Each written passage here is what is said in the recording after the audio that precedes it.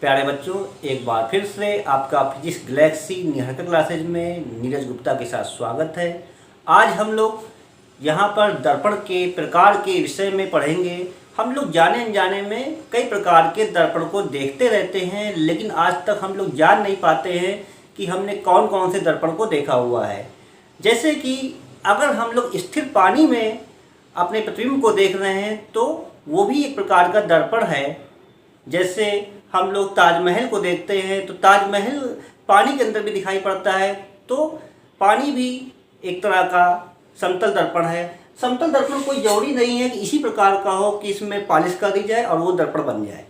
दर्पण कई प्रकार के हो सकते हैं। और देखिए, ये मैंने एक डिब्बा लिया हुआ है और इसमें अपना प्रतिबिंब देख रहा हूँ, तो ये उठा हुआ तल है, तो ये भी एक बेलनाकार दर्पण हो गया, उत्तल दर्पण है ये। इसके अलावा आप ये देख रहे हैं कि ये कटोरी है, तो ये एक परवलयाकार दर्पण हुआ, ये अवतल दर्पण है और इधर से उत्तल दर्पण है। और आप ये टार्च का रिफ्लेक्टर देखते हैं, ये भी परवलयाकार दर्पण है, अवतल दर्पण है। इसके अलावा हम लोग चम्मच में अगर अपने प्रतिबिंब को देखते रहें तो ये भी एक प्रकार का दर्पण है।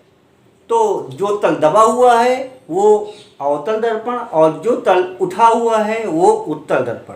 इसके अलावा हम लोग गाड़ियों में भी देखते हैं, ड्राइवर के बगल में जो दर्पण लगा होता है वो भी उत्तल दर्पण होता है। अगर आप लोग हाथ से छू कर देखोगे तो उसका तल उठा हुआ होता है, उसे उत्तल दर्पण कहेंगे। इसके अलावा हम लोग यहाँ पर केवल दो प्रकार के दर्पण पढ़ेंगे, जैसे समतल दर्पण और गोली दर्पण। दर्पण के प्रकार, टाइप्स ऑफ मिरर। समतल दर्पण, समतल मीन्स समान तल, जिसका प्लेन समान हो उसे कहा जाएगा समतल। समतल दर्पण, प्लेन मिरर, बिल्कुल अच्छे समझ में आ रहा होगा। और दूसरा क्या होगा? गोली दर्पण। दूसरा क्या होगा? गोली दर्पण, स्फेरिकल मिरर।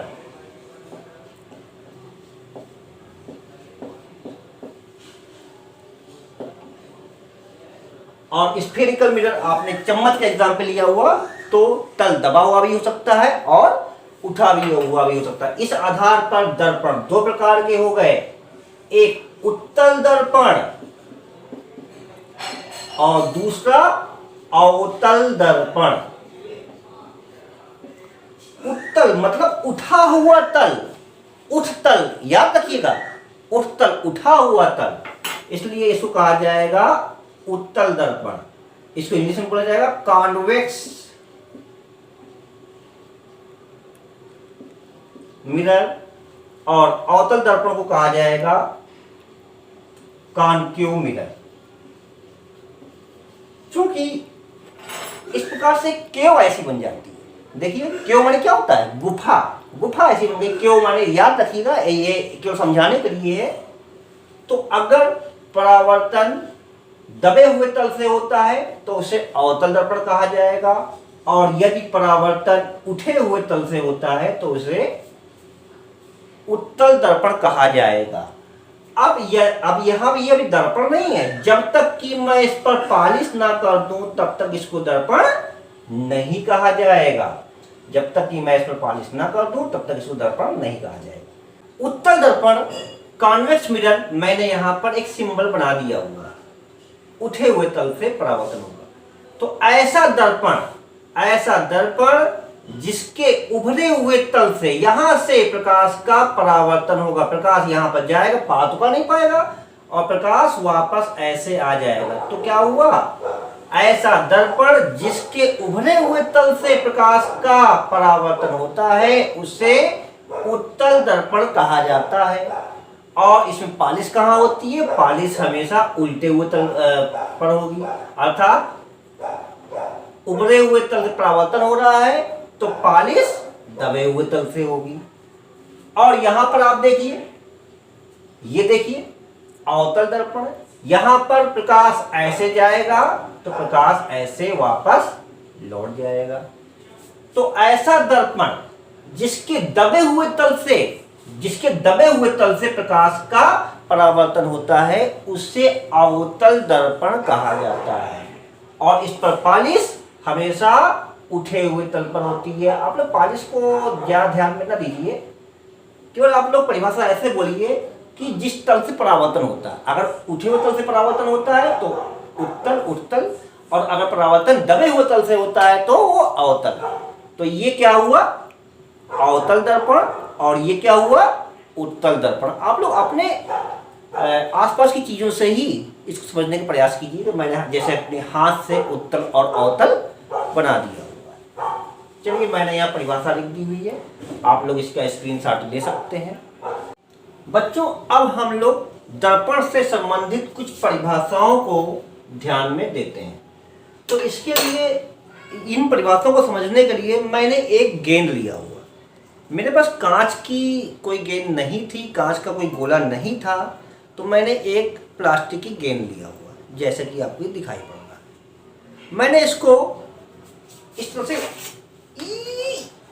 काट दिया और इसके दो हिस्से हो गए। मैंने इस हिस्से को फेंक दिया और एक हिस्सा मैंने ले लिया।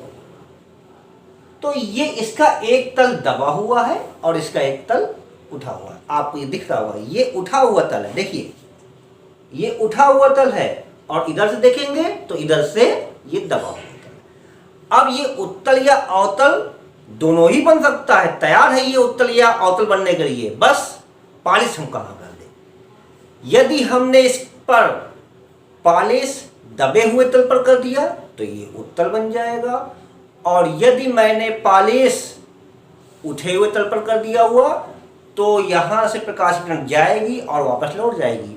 तो यहाँ से परावर्तन दबे हुए तल से होगा। इस प्रकार से ये अवतल हो गया, और अगर इसको पालिश हमने यहाँ पर कर दिया तो ये उत्तल दर्पण बन जाएगा। तो मैंने यहाँ पर ये लिया हुआ है, जरा इसको समझ आ जाए।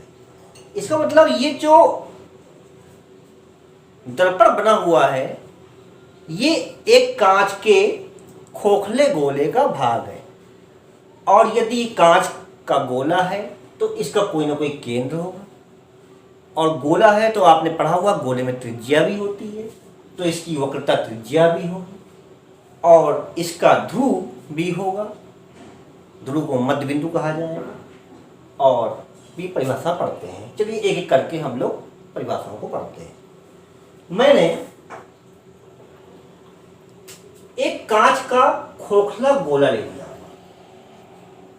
कांच का खोखला गोला ले लिया हुआ, और इसको मैंने काट दिया, ऐसे काट दिया, ध्यान दिया, और बाकी हिस्से को फेंक दिया। तो ये क्या बनेगा, बिल्कुल इस तरह से हमको मिल गया। तो बेसिकली क्या है ये, गोली दर्पण जिस खोखले गोले का भाग होता है उसके केंद्र को वक्रता केंद्र कहा जाता है। किसका, दर्पण का यार। तो ये क्या हुआ, दर्पण का वक्रता केंद्र। और अब वक्रता त्रिज्या क्या होगी, गोली दर्पण जिस कांच के खोखले गोले का भाग होता है उसकी त्रिज्या को दर्पण की वक्रता त्रिज्या कहा जाएगा। तो यहां पर ये क्या है, त्रिज्या हुई, इसे कहा जाएगा, यहां से यहां तक की दूरी को कहा जाएगा आर। अभी ये दर्पण नहीं है, दर्पण तभी होगा जब इसमें पालिश करेंगे। मैंने यहां पालिश कर दिया हुआ। अब बात आती है ध्रुव की। ध्रुव क्या होता है, ये देखिए,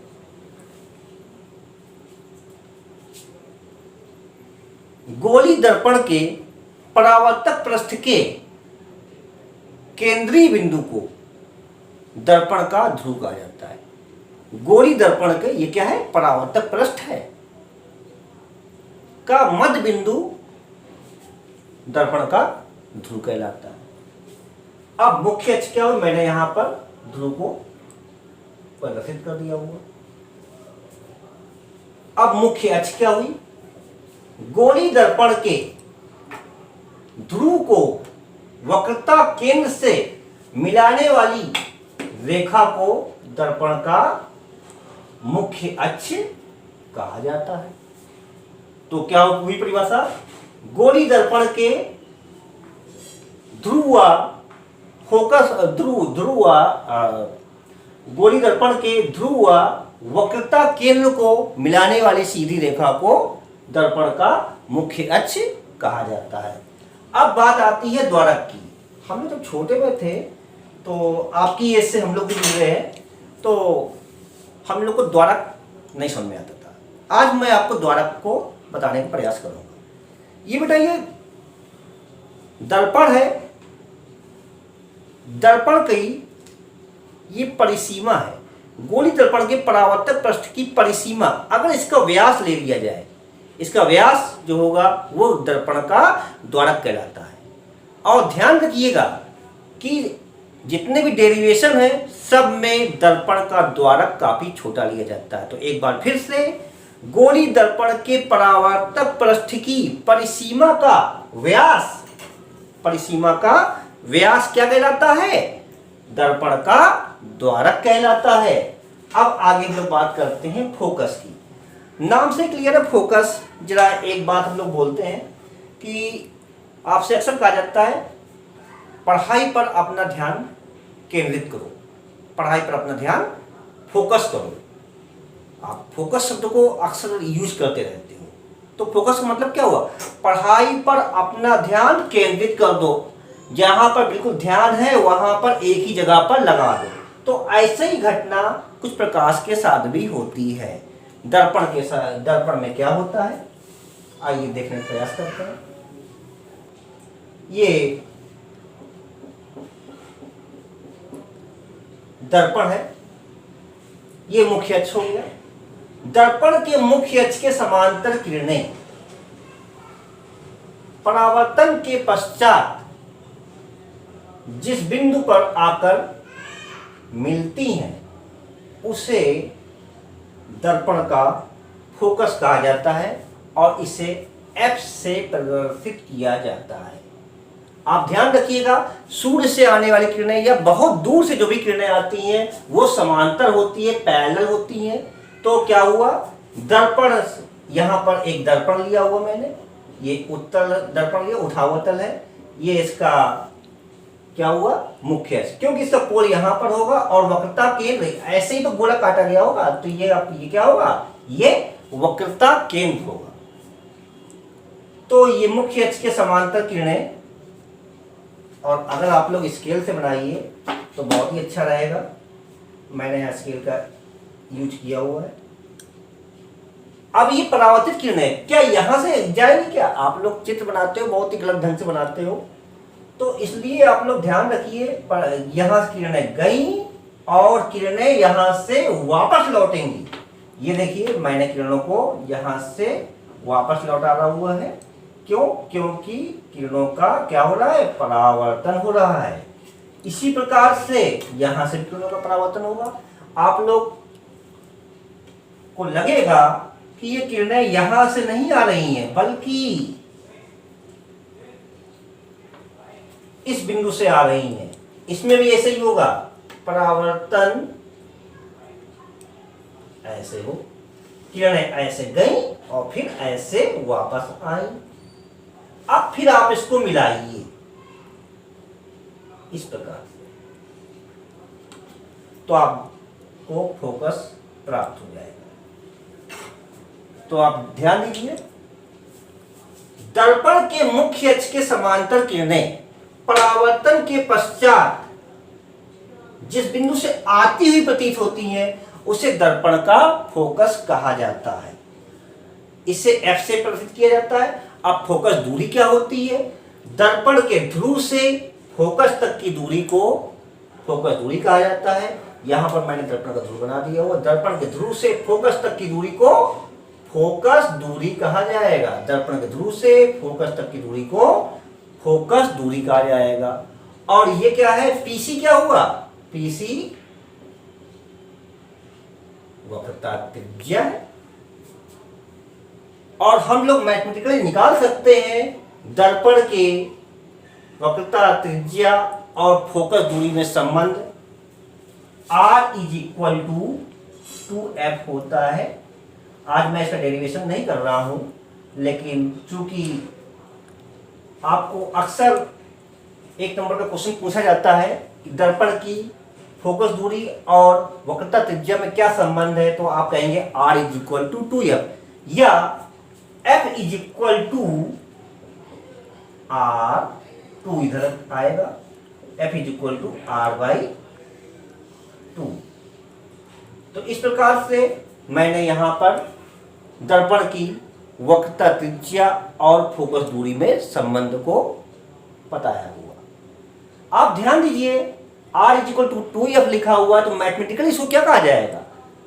वक्रता त्रिज्या फोकस दूरी की दोगुनी है। और यहां पर क्या कहेंगे? फोकस दूरी वक्रता त्रिज्या की आधी है। f is equal to r/2। इस प्रकार से हम लोग इसको निकाल सकते हैं।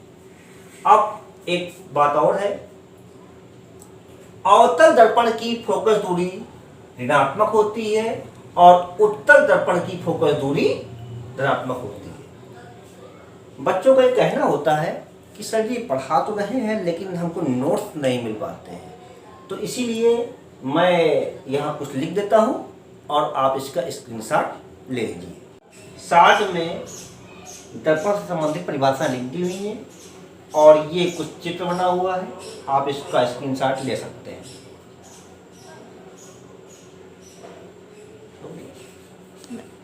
अवतल दर्पण का फोकस और उत्तल दर्पण का फोकस क्या होता है? दर्पण के मुख्य अक्ष के समांतर, दर्पण के मुख्य अक्ष के समांतर किरणें, दर्पण के मुख्य अक्ष के समांतर किरणें परावर्तन के पश्चात जिस बिंदु पर मिलती हैं, ये देखिए मैंने स्केल का यूज किया हुआ है, काफी दूर से जो किरणें आती है वो मुख्य अक्ष के समांतर होती हैं। मुख्य अक्ष के समांतर किरणें यहां से किरणें गई और इसके बाद ऐसे वापस होंगी। ये देखिए जिस बिंदु पर मिलती हैं उसे अवतल दर्पण का फोकस कहा जाता है। एक बार फिर से, अवतल दर्पण के मुख्य अक्ष के समांतर किरणें परावर्तन के पश्चात जिस बिंदु पर मिलती हैं उसे अवतल दर्पण का फोकस कहा जाता है। आप एक प्रयोग कर सकते हैं, अवतल दर्पण को लीजिए और सूर्य से आने वाली किरणों के प्रकाश को एक कागज पर केंद्रित कीजिए, तो आप देखेंगे कि आपका कागज जलने लगता है। जहां पर किरणें एक साथ इकट्ठा होती हैं वही अवतल दर्पण का फोकस कहलाता है। चलिए, आपको ये बात समझ में आई। आइए उत्तल दर्पण के फोकस की परिभाषा देखते हैं। मैंने ये उत्तल दर्पण लिया हुआ है, आप इसको प्रकाश से बनाए तो ज्यादा अच्छा रहेगा। उत्तल दर्पण के मुख्य अक्ष के समांतर किरणें परावर्तन के पश्चात जिस बिंदु से आती हुई प्रतीत होती हैं उसे उत्तल दर्पण का फोकस कहा जाता है। ये देखिए, ये किरण गई और ये आगे नहीं जाएगी क्योंकि इसमें पालिश है, ये वापस जाएगी ऐसे, और हमको लगेगा ये किरणें बिल्कुल यहां से आ रही, ऐसे आ रही, ऐसे। देखिए शायद क्लियर हो रहा होगा।